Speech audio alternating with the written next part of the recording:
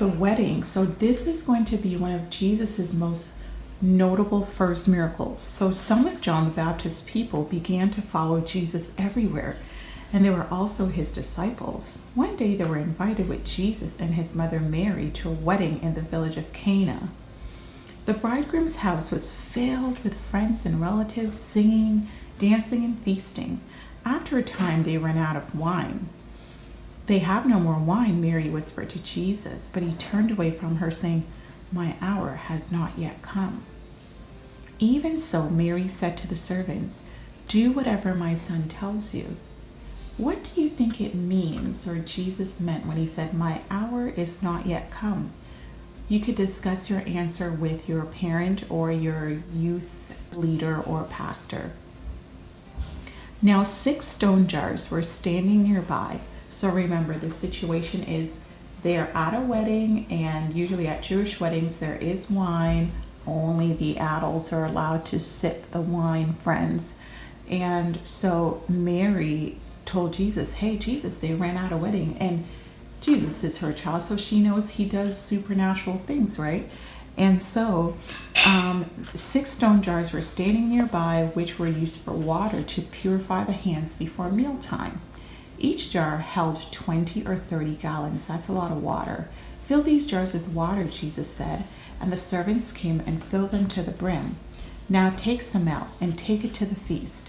Again, they did as he said. When the Lord gives you an instruction, it is absolutely imperative that you don't say, "This doesn't make any sense." You just do what he tells you to do, okay? And so the servants were very obedient to Jesus. What Jesus was doing was very peculiar, but they obeyed anyway. Okay, so when the Toastmasters tried it, the water had turned to wine. Remember that all that was in here was water. And so Jesus gave them instructions, they followed through, and then he told them to have a sip. And so they didn't know what was in there because they didn't see the color of it. And so the water had turned to wine, and he went to the bridegroom in amazement. "This is the best wine of all," he cried.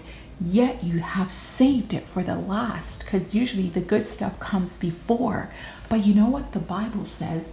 That your latter is greater than your former. So whatever happens after is always going to be better than what happened before. So if you're a Christian, if you go to a water park, I love water parks, and you had the best day ever, you thought it was so epic and awesome, the Lord has even better days for you, more epic days, and it's always ahead of you, and it just gets better and better and better. And so you have saved the best for last.